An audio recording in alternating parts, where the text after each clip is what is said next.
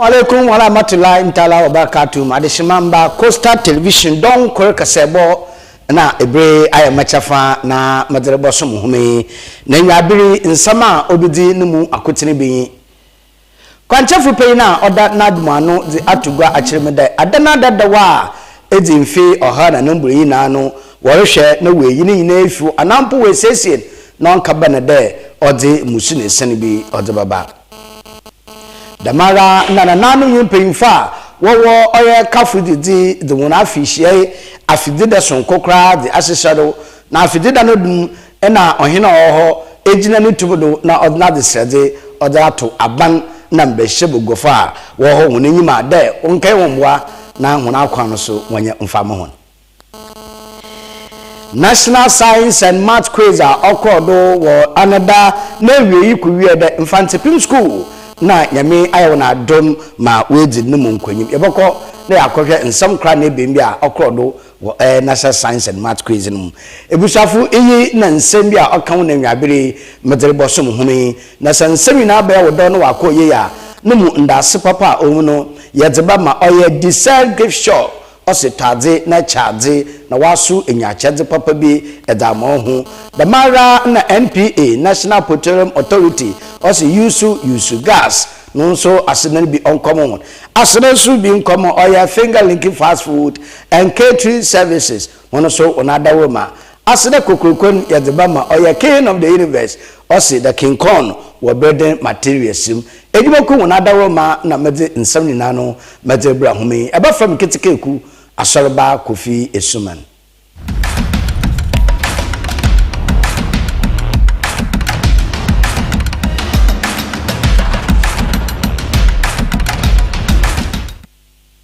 afi yanje be na yanje nsam numu nchechirem yesha afi ase busuma na numu na nsu shasi oyi nanyim no igwai na no kwa dede asadara ante asampapa osande adana dadaw akasa kasi bugui manyimpa hwe no nkwa wom dudu na su prepare na modo manadmo coordinator kwanchafa odanu wo oye omanga nom densise foforo abade obi yeda ma adan adadaw ewura no nyina de obohwe edene biare wedi mfio ha na nombuo na bedan we gune gufom anampo we sise no sonkwa onkafa atoyenchem zaba na modo mafimfiriman tom ha kwanchefu pei na oda nadmanu owu akwesi da wood na so odenhwehwe de gwa akonmu de dominanti wo hyase wo abra asebu kwamanka simensinu mu na wa ba pro wa akohwe edana dadawa osuwa ja wonye ne yempo anade wa hyase worisa acher edimfidu na nomboye no wa hwe na wa ka gufom owu akwesi da wood no komotwetwa nsamkyerefo wa yin na bra no ebusua da owu akwesi da wood oken ebe directed from our Director General, Major Dr. Joseph Kuyon, and the impany for our headquarters and regional minister. Mampini Mahamani Vision is a Oriako Sulitu and Namona, a Bemboama Atrilenchem, Abrasi, just insecure. Na say, Oyama, who shall only in a basis sumpa and Hosun Sansono, I wanyena, Obetres Bibria, and the how of mouthful. It's independent Beribiano, at the friend hazard identification.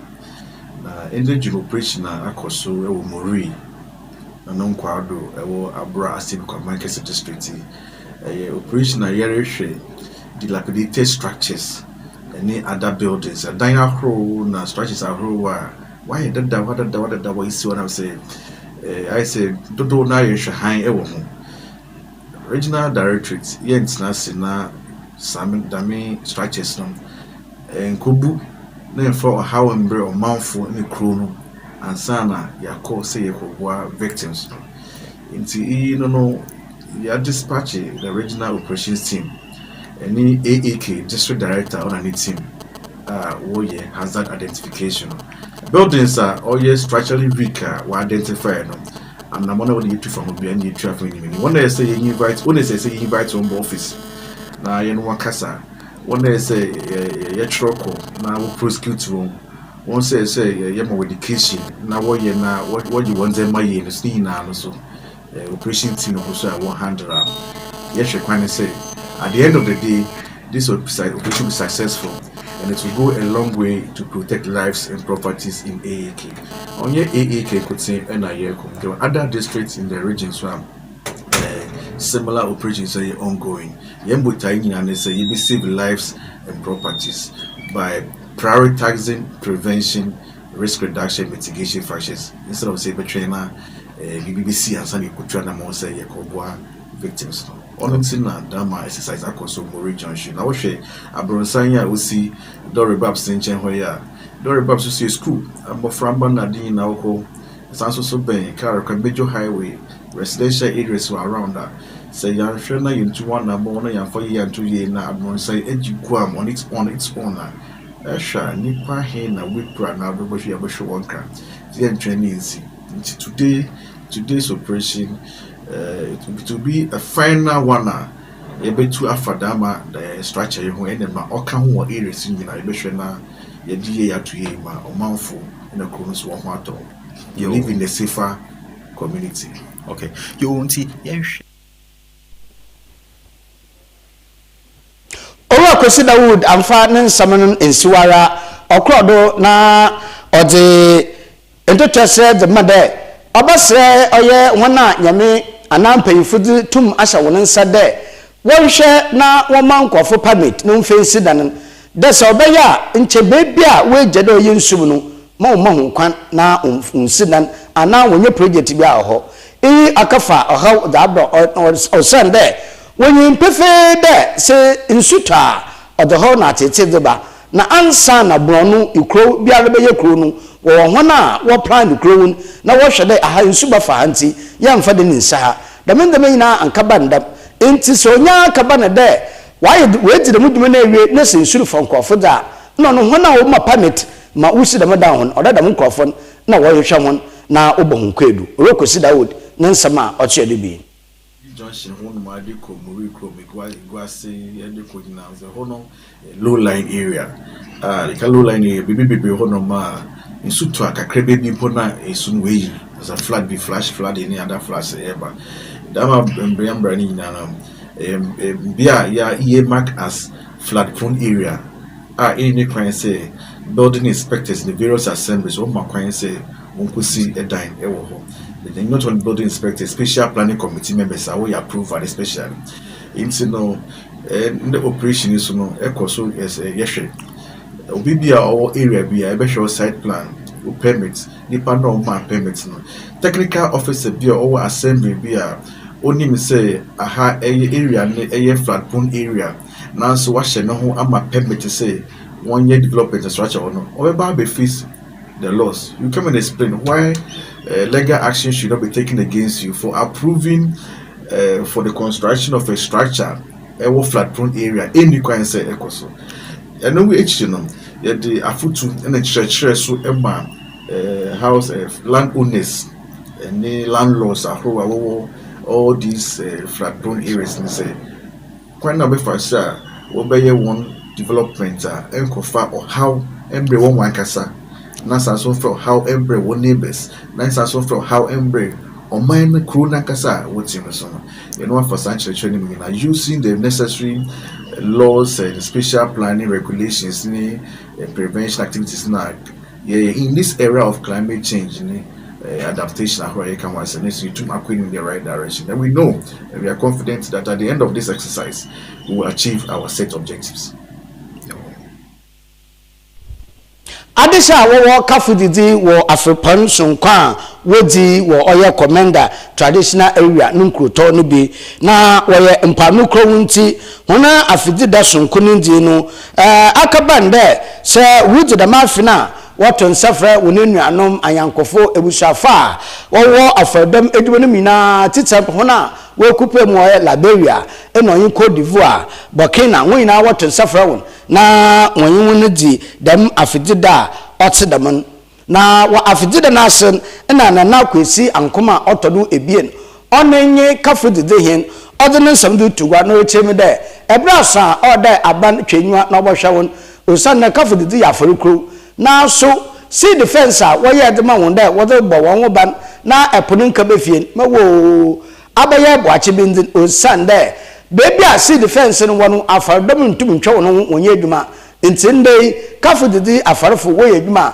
kire wukudwiri wo oye edinampa no oma onedwuma no nsenyi osa no obowie no oda wasane wode enam no for car wode upe mo ya kafo didi ni nara ekawa na nam no bifi edinampa no de boko kafo didi na o mandamati nti se wo ye bibi wo wono si defense no a wo baye ma wono wo ye bibi wo baye ya ncha wontwanwa amohwe na onyemo na fence wala okrodo na ode ntoto said ma ban na mbeshebe gonya owo commander edna egwafe ebem de ebe ekwani otete pansam nyandaba ekwana ye basa na akaye bebi a se obodina nata odama se beta freche wore shebi ahorba nti yidi nse da nse yem se amampai nye breshebe goyi wakabom na wakaye won kwano mahona obowie hu ye pa na ankoma otodu ebien kafo didenyen nsama okan no so ebe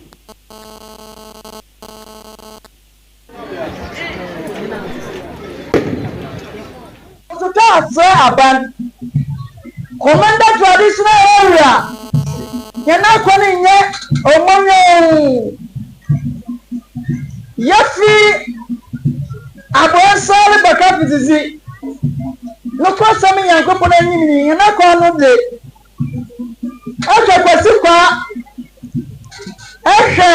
abubiano kwa aka do poase aka popado aka chiase aka bukom aka anyum yana kwani monyo motoka sraban on chari bia na nyanin bi yifi abukom wori bekisi na wofa moto wobe ya no bi ya kwanhia na bi moto na kwanhia ya ma ote no kwasam ya meyi me bele kase demini pai we bidam na nankwa ato a bele kase sisei abetia chobotum na wo ebusia na wa hwayo na wa hwamba we bidam bele saban yenyimde nimbe be ye shisha papa gwa kwani na nanum nyenenga de lo hwede aban nku tutuma wa hyasem obachele wo commander traditional area mese me jama na mu de yani road minim de wadan saraka but ye basre I the my drivers de bia water parts nti won bo hen na yani road so yintum na onye monye fefefe me kasa mo onchen mara kasa America Education Fund mo bobi ti mama 5,000 Ghana cedis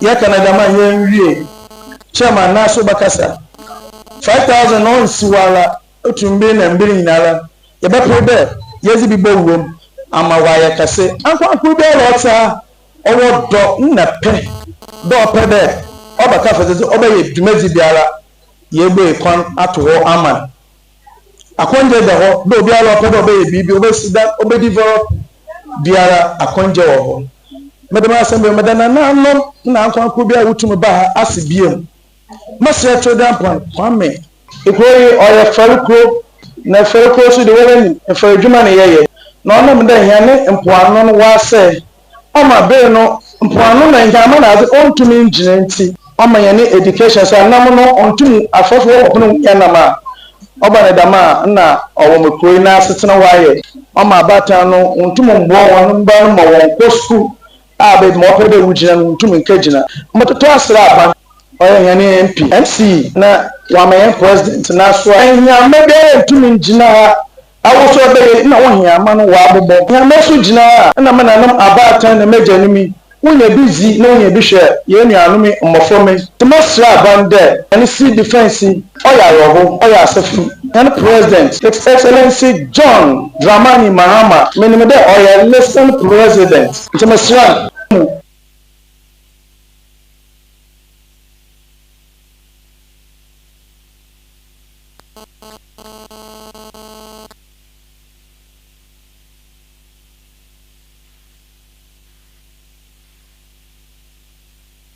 ebushafu oye nana oye kafu dide hen ono na nankoma otodu ebien ono na eten kan na ansa na oye commander et na commander traditional council omahina oho meche na ono so otoda wotwe ya ono ode nso nsam ode atugwa wa chirem nti ono na odin kan okesen oketechi kwame ono na odin kan kesen ansana na nankoma so mo ada nde basa ntemare na suafa ohwe oye bamgo nsamdo oye owura muntaka mubarak odin sam ko ebien abotugode se yehwe afimpi ebien onye edonu aba yetowe na onye afimpi ebien onye edonu anan 2020 dibisi 2024 aba yekoto enumu mentemu asa opupe ma obanda kobran twese kan twindua ubiri wonwa usibiri wonwa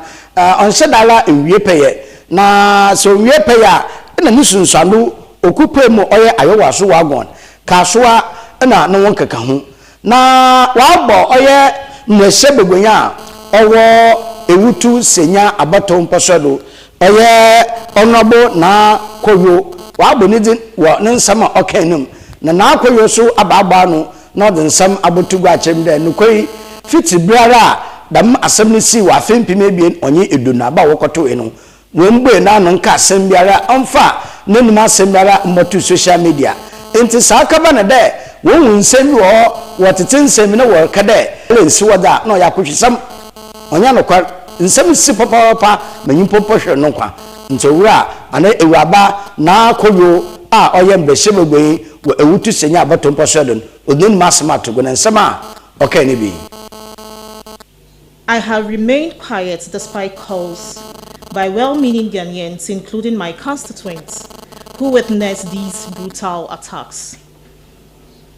At no time did I say no attack happened. I stated emphatically to the task force that on the election day during my rounds, I noticed my convoy was being followed by a V8 vehicle, allegedly known to be used by Howard Compson and a Nadmo pickup, which had a green government number plate. After visiting some polling stations, I decided to go home because I felt my life was in danger. So I am convinced that at the conclusion of this investigation, the truer facts, since who witnessed these acts to testify, this is entirely out of my control. There are videos to some of these attacks, and these are available for the committee to aid their work. To eyewitness and victims to testify mean these documented acts of violence didn't happen, even if there is records of loss of life and injuries. I would have waited for the investigation over an inconclusive report, as clearly stated by our Honorable Minister for Interior during his press briefing. And officially, I have not given my written statement to the police yet due to the ill treatment during the 2020 election violence. Therefore, statements on the media are inaccurate and not mine. Let me end by saying that as the sitting member of the good people of Ewutu Senya East constituency, I consider myself a mother for all. I have therefore encouraged reconciliation and unity amongst all the rank and file of the party. And I would encourage the task force to stick to exactly what I told them for fairness and prosperity.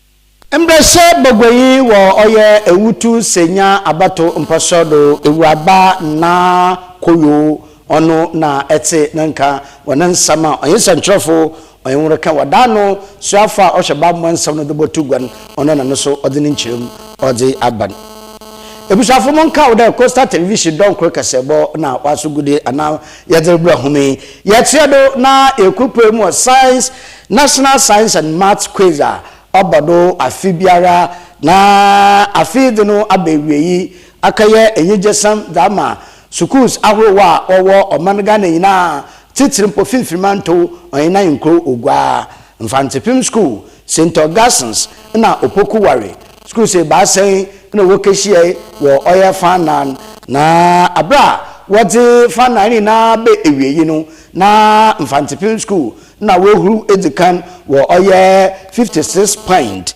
damara St Augustins na wonso watoru ebien 42 point ena oya Opokuware senior high school nso watoru ebasa 29 point na abra akensino roba awiyi anakensino ba awiyi no demre yenyim no enuanom a wodim akoten nkomotwetwe krodo ebusuan yankwohwe na da okrodo wo fana game metre competition no bra okrodo wo UCC metre GSTS yehwe bimra. So we're here with the winners of the 2025 National Science and Maths Quiz.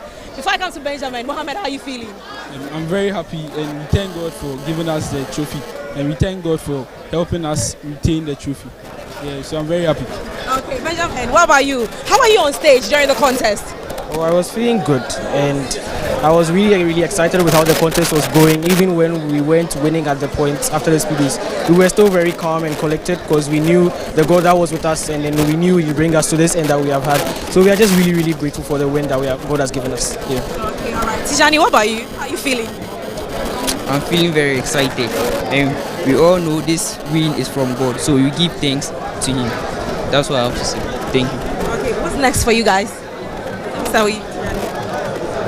What's next for you? The next step? Just go back to school and learn for my upcoming entrance exam. Okay, your final words to everyone watching right now. Someone who is dreaming to be part of the NSMQ. I tell the person that they should keep on working hard. They shouldn't give up on any of their dreams because hard work makes the dream work. So they should just keep on working hard and putting all their trust in God, and then they will achieve their goals if they work hard enough. Yeah.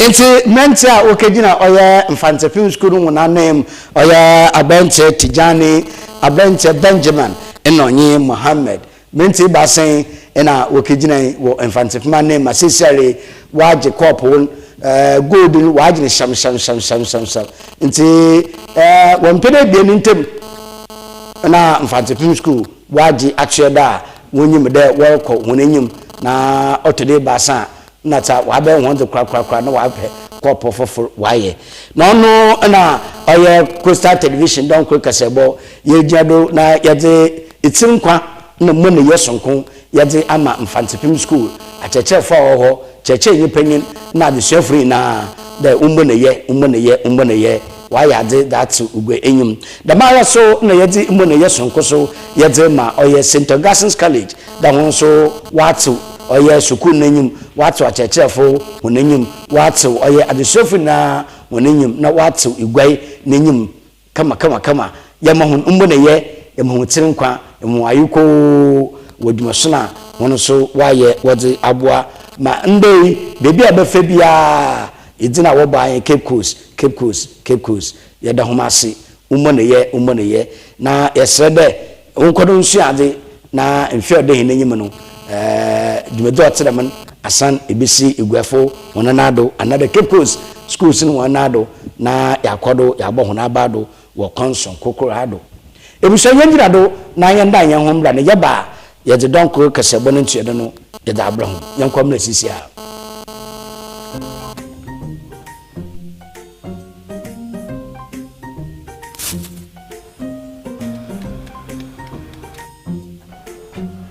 Me do. Gana biana. Ah, ko fa jebiri aba be su en fita no pa e say baby she. Manga shi. Junior.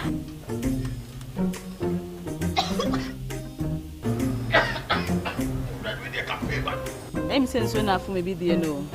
Sister Cospa, it's a winning gas. I'm used to it why. My wife.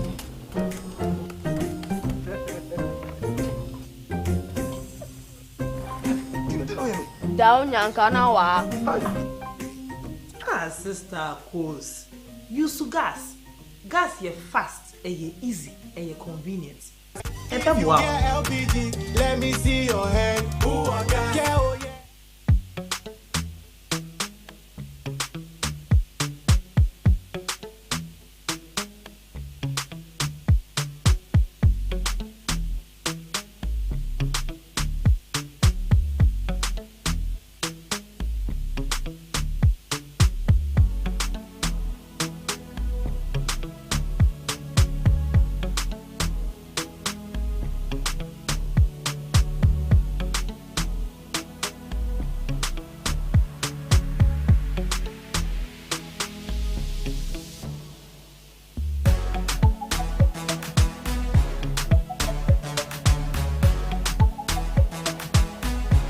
We sell gift shop, a place you can rely on. You call on us and we'll deliver. Thank you. Akwami ya yao, eti mpayin akade, me kwami shishayin emi, memom, ibite de benebu wia, ebesena tuska akote dridi, anu omoyon. Onenti, Mercant Finger Linking Fast Food and Catering Services, Madamo. Ejubakui ayakrado de. Wati edibam papa wata bosom hen. Na oya fast food yadi. Doya jollof, fried rice, plain rice. Wacha na ebusia ni na ebenyebi. Epian pese, doya breza pese, ana bayira pese, ana bancha pese di. Ayakrado kra. Benkune tilapia.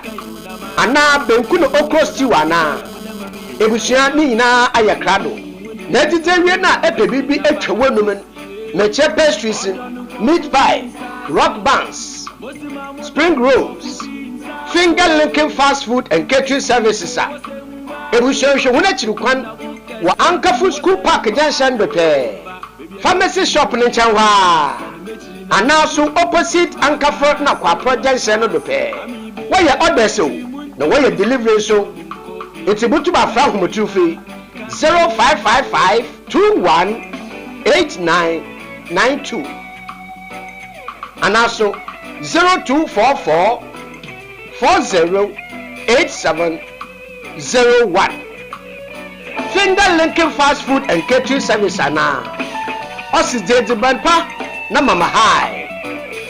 How do I know God is real? Can I trust the Bible? What do I say when my faith is challenged? Why does God allow suffering? Is Christianity still relevant today? In a world of questions, the God Summit brings the answers. From November 13th to 14th, 2025. Join us for a Christian apologetics conference designed to strengthen your faith and equip you with truth. Experience powerful keynote presentations and thought-provoking panel discussions. Take part in practical breakout sessions that give you the tools to defend your beliefs with confidence. The God Summit, November 13th to 14th, 2025. Afternoon sessions at 2 p.m. Evening sessions at 6 p.m. Register now at centralgospel.com/TGS.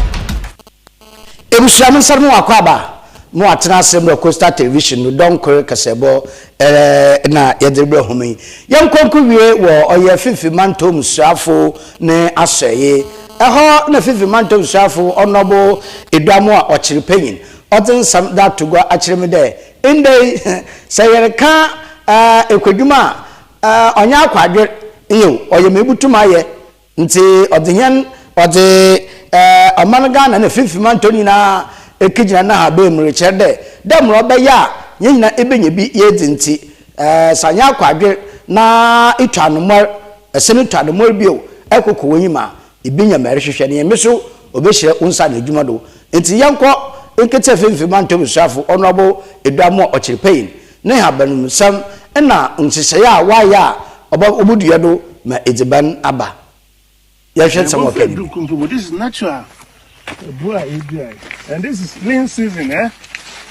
Obese bro kaka oni enti obia no role o play central regional minister and special initiative ya hwe de ebe edziban pa po de able to me be support the school feeding amaya nkoto ebro wo baby amaya nkoto ebro wo emu wo baby ye bro edu baby a ebinum so wo be ye mu na adade nti ye fi no ha na ya ba ye duandua nso ye dua ba 100 acres ndua o kwai na we buru mu ndua na wa sel no o de yesen duandua no back ma yen ye kwa hona wo ba no so wa de wetum ye ndua ni bi ndua isu 24-hour market ni ye ba supply 24-hour market na His Excellency President Mahmoud Ban yen ye ba mo fresh body and we farm fresh aban no ma Dedi fi abem one dey go direct farm fresh.